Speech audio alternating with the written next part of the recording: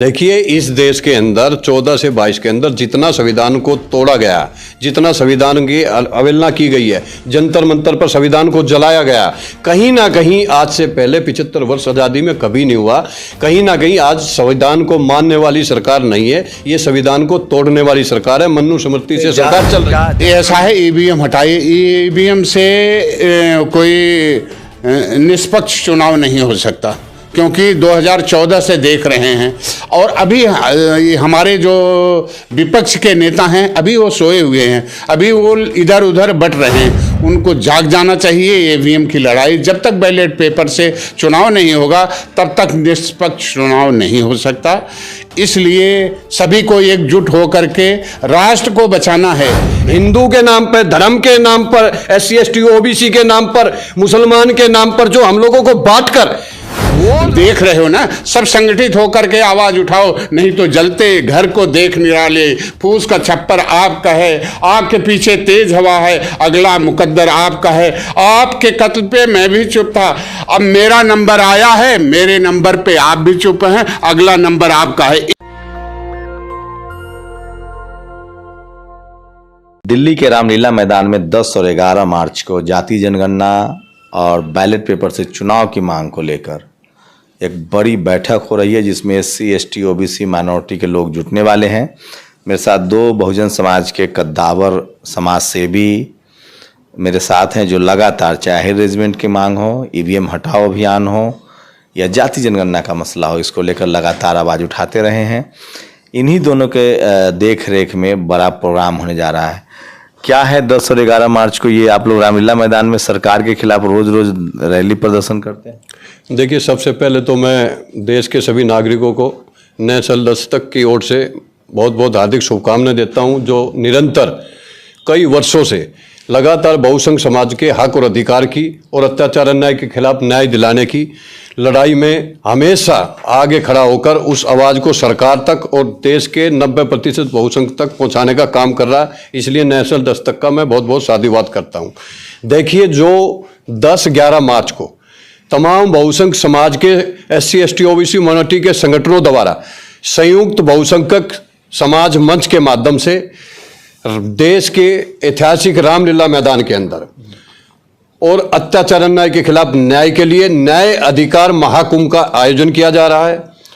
और उसके अंदर प्रमुख मुद्दे हैं, जो देश में हर 10 साल बाद जो जनगणना होती है, जिसमें SC ST की साथ पेड़ पक्षियों की भी जनगणना होती है, उसके साथ लगातार वर्षों पुरानी मांग है कि देश में सभी जातियों की जनगणना होकर और न्यायपालिका, राजनीति और कार्यपालिका में उसकी संख्या के हिसाब से आर्थिक, सामाजिक और राजनीतिक उसको हिस्सेदारी देने के लिए देश के अंदर जातिवार जनगणना कराकर उसकी हिस्सेदारी देने का, और जो देश के अंदर 14 से 22 के अंदर जो संविधान को खत्म किया जा रहा है, जो वोट की ताकत बाबा साहब अंबेडकर ने हमें दी थी, जिसकी वजह से हम लोग वोट डालकर एक ईमानदार सरकार बनाने का काम करते हैं, लगातार 14 से 22 के अंदर उस वोट की ताकत को ईवीएम द्वारा खत्म कर दिया गया।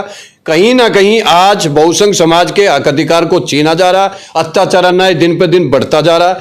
इसलिए संयुक्त बहुसंख्य समाज मंच के माध्यम से देश के 90% बहुसंख्य समाज जो मूल निवासी है देश के, जिन्होंने देश को सींचा, इस देश को आजाद कराया, जिसमें सबसे ज्यादा वोट की ताकत से सरकार बनाने का हक रखता है, संविधान बनाकर देश में सबको न्याय देने का काम किया।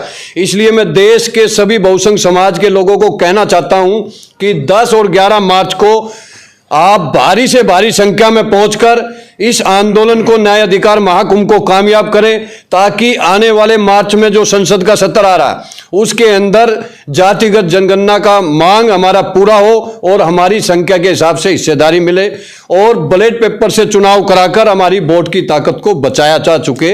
क्या कौन आप लोग का हक अधिकार छीन रहा है? अब तो संविधान लागू है, सारा हक अधिकार मिल रहा है आप लोग। देखिए, इस देश के अंदर 14 से 22 के अंदर जितना संविधान को तोड़ा गया, जितना संविधान की अवहेलना की गई है, जंतर मंतर पर संविधान को जलाया गया, कहीं ना कहीं आज से पहले 75 वर्ष आज़ादी में कभी नहीं हुआ। कहीं ना कहीं आज संविधान को मानने वाली सरकार नहीं है, ये संविधान को तोड़ने वाली सरकार है। मनुस्मृति से सरकार चल रही है। जाति जनगणना से क्या फायदा होगा? देखो, जातिगत जनगणना से एक तो सबसे बड़ा फायदा ये होगा कि ओबीसी जातिगत जनगणना ही नहीं, हम तो इस देश में पूरे 140 करोड़ लोगों की जनगणना कराना चाहते हैं। जो 75 वर्ष से हमारा 10% के लोग न्यायपालिका, राजनीतिक कार्यपालिका हो, चाहे वो हमारे मीडिया के अंदर हो, चाहे प्राइवेट सेक्टर के अंदर हो, तमाम 10% के लोग 90% कब्जा जमाए बैठे हैं। और जो 90% लोग हैं, मूल निवासी है देश के, जो योग्य भी हैं, उन लोगों का हक छीन कर बैठे हुए हैं। तो अगर उनकी जनगणना के अंदर कोई 2%, कोई 3%, कोई 6% आएगी, तो कहीं ना कहीं देश में सरकार जानती है कि ये एक मांग उठने लगेगी, जिसकी जितनी संख्या भारी उतनी उसकी हिस्सेदारी। 90 पे 10 का राज नहीं चलेगा। बताइए, 90% लोग जब नहीं चुप है, आराम से काम कर रहा है, तो आप लोगों को क्या पड़ी है इनको, इनके हक अधिकार के लिए रैली करने? आपको लग रहा है कि 90% चुप है? आज इतना बेहाल भारत कभी नहीं था। आज चारों तरफ हाहाकार मचा हुआ है। बहुजन की हकमारी ही नहीं, हर आदमी एक दूसरे से देख करके डरा हुआ है और परेशान है। लगता है कि अब हमारे देश में कोई संवैधानिक अधिकार नहीं है। इतनी मजबूत सरकार चल रही है, हिंदुओं की सरकार चल रही है, आप देखते हैं, हिंदू हृदय सम्राट हैं। आए दिन लगभग उत्तर प्रदेश की हालत एकदम बद से बदतर है। लोग, भगवान कृष्ण की विशेष कृपा है मोदी जी और योगी जी पर। गौ रक्षक हैं। अब गौ रक्षक, कितने गौ रक्षक हैं यह सब देखा जा रहा है। और सबसे ज्यादा अगर गौ की परेशानी हुई तो इनके सरकार में हुई। जो गायें आज दर दर भटक रही हैं और कूड़े खाने पे मजबूर हैं। भगवान कृष्ण के भक्त नहीं है योगी और मोदी जी? अगर भगवान कृष्ण के भक्त छोड़िए, अगर धर्म को राजनीति में ले आओगे, धर्म का रास्ता कहीं न कहीं मोक्ष का जाता होगा, लेकिन राजनीति में धर्म का कोई स्थान नहीं होता। जब जब धर्म गद्दी पे बैठा है, तब तब बहुजन शिक्षा, स्वास्थ्य, सुरक्षा हमारी खत्म होती है। इसलिए हमारा देश संविधान से चलता है। अरे भाई, तो धर्म में लिखा हुआ है कि शूद्रों को सेवा करना है, कलेक्टर एसपी नहीं बनना है, सीएम पीएम नहीं बनना है, सेवा कीजिए आप लोग। ये संविधान में लिखा है, धर्म ग्रंथों में लिखा है। तो धर्म ग्रंथ, तुलसी दुबे ने रामचरितमानस में लिखा है। धर्म ग्रंथ से देश नहीं चलता, देश चलता है संविधान। यही तो, तभी तो बेहाल, परेशान, बेचैन भारत आज चारों तरफ हाहाकार मचा है। जो हमारा भारत कहीं न कहीं बुलंदियों पे जा रहा था, और लेकिन आज सबसे बड़ा रोड़ा मचा हुआ है। विश्व के सर्वे में ईवीएम से क्या दिक्कत है? ऐसा है, ईवीएम हटाइए। ईवीएम से कोई निष्पक्ष चुनाव नहीं हो सकता, क्योंकि 2014 से देख रहे हैं। और अभी हमारे जो विपक्ष के नेता हैं, अभी वो सोए हुए हैं, अभी वो इधर उधर बट रहे हैं। उनको जाग जाना चाहिए। ईवीएम की लड़ाई, जब तक बैलेट पेपर से चुनाव नहीं होगा, तब तक निष्पक्ष चुनाव नहीं हो सकता। इसलिए सभी को एकजुट होकर के राष्ट्र को बचाना है, नहीं तो राष्ट्र लुट जाएगा। आप लोग को ये चुनाव आयोग पर भरोसा नहीं है? देखिए, चुनाव आयोग अगर ईमानदार होता तो महाराष्ट्र के अंदर जो शिवसेना का जो चुनाव चिन्ह था, पार्टी का जो नाम था, उसको सीज भी किया जा सकता था लड़ाई को खत्म करने के लिए। लेकिन चुनाव आयोग ने सरकार की मानते हुए शिंदे ग्रुप को दोनों अलर्ट कर दिए। क्यों? कहीं ना कहीं चुनाव आयोग हो या हमारा न्यायपालिका हो, लगातार 14 से 22 के अंदर आज ये देश की सरकार के इशारे पर काम कर रहे हैं। इसलिए चुनाव आयोग निष्पक्ष नहीं है। आप लोग न्यायपालिका पर भी सवाल उठा रहे हैं। कॉलेजियम सिस्टम से क्या दिक्कत है? तो बढ़िया है। क्यों नहीं? सिस्टम है, कॉलेजियम सिस्टम की वजह से तो 75 वर्ष से 350 परिवार ही न्यायपालिका में राज कर रहे हैं। कहाँ कोई जाट, गुर्जर, पटेल, मराठा कह रहा है कि हमको जज बनाइए? ये सब तो चुप है। नहीं, बिल्कुल ठाकुर भी जज नहीं है। अरे एक चीज बताइए, आप जब कॉलेजियम सिस्टम से सुप्रीम कोर्ट का चीफ जस्टिस और प्रधानमंत्री बैठ के जब डायरेक्ट ही बिना यूपीएससी परीक्षा की तरह प्रीलिमिनरी परीक्षा के ही बना देंगे, तो जाट, गुज्जर, यादव क्या करेगा उसमें? उसकी तो परीक्षा ही नहीं है। अगर उसकी परीक्षा हो यूपीएससी, तो आप लोग खेती के लिए पैदा हुए हैं, सेवा करने के लिए पैदा हुए हैं, दूध निकालने के लिए पैदा हुए हैं, शूद्र हैं, शूद्रों का काम है सेवा करना। देखिए, हमने हल भी चलाकर देश का पेट भरने का काम किया है, और जब जब देश को हानि हुई है, दुश्मन ने आक्रमण किया है, तो अपनी तलवार उठाकर, लाठी उठाकर दुश्मन को भी मार भगाने का काम किया। ये देश के देशभक्त लोग हैं, कर्मयोगी हैं, तो हम लोग हैं मूल्यवासी। देश पर कौन राज कर रहा है? देश पे राज आज वो लोग कर रहे हैं जो बांटकर, हिंदू के नाम पर, धर्म के नाम पर, SC ST OBC के नाम पर, मुसलमान के नाम पर, जो हम लोगों को बांटकर वो राज कर रहे हैं। कहीं ना कहीं कौन बांट रहा है? बात जो वर्तमान में सरकार बैठी हुई है वो बांट रही है हमारे लोगों को, वो राम मंदिर के नाम पर। अब राम मंदिर के अंदर एक भी ट्रस्टी जो SC ST OBC का नहीं है, और जबकि सारे आंदोलन के अंदर लाठियां खाई और वहां पर शहीद कौन हुआ? तो आप लोग थे। अरे तो आप लोग का काम है दरी बिछाना। ऐसा है, अब समाज जाग चुका है, अब पढ़ा लिखा हो चुका है, इसलिए आंख में आंख देख, इनको सबसे बड़ी यही तो दिक्कत है कि आज ये बहुसंख्यक समाज जाग चुका है, आंख में आंख डाल। यह हमें मिला केवल संविधान से, संविधान से मिला कि अरे संविधान से अच्छा था मनुस्मृति। लोग कह रहे हैं मनुस्मृति आना चाहिए। एक चीज है, जिस दिन आ जाएगी ना, सब लोग फिर वही नवीन रियासतीकरण हो जाएगा, फिर पहले की तरह आप चले जाओगे। ये ऐसा होने नहीं दिया। संविधान को खतरा है, संविधान को पूरा खतरा है। संविधान बचाओ, देश बचाओ, राष्ट्र बचाओ, शिक्षा, स्वास्थ्य, सुरक्षा की लड़ाई आज भी गुमराह किया जा रहा है। आज भी जो विपक्ष में नेता बैठे हुए हैं उनसे मेरा हाथ जोड़ के निवेदन है कि एक एक करके मारे जा रहे हो, एक दूसरे के देख रहे हो ना, सब संगठित होकर के आवाज उठाओ, नहीं तो जलते घर को देख निराले, फूस का छप्पर आपका है, आग के पीछे तेज हवा है, अगला मुकद्दर आपका है। आपके कत्ल पे मैं भी चुप था, अब मेरा नंबर आया है, मेरे नंबर पे आप भी चुप हैं, अगला नंबर आपका है। एक एक करके सभी मार दिए जाएंगे। अरे राष्ट्रवादी संगठन है RSS, हिंदू हृदय सम्राट है मोदी जी, उनकी सरकार चल रही है। ये बार बार देश हिंदू से नहीं चलेगा, देश संविधान से चलता है मेरे भाई। संविधान को खत्म करके अपना कोई नया लागू करना चाहते हैं, ऐसा नहीं होगा। पूरा भारत पढ़ा लिखा हो गया।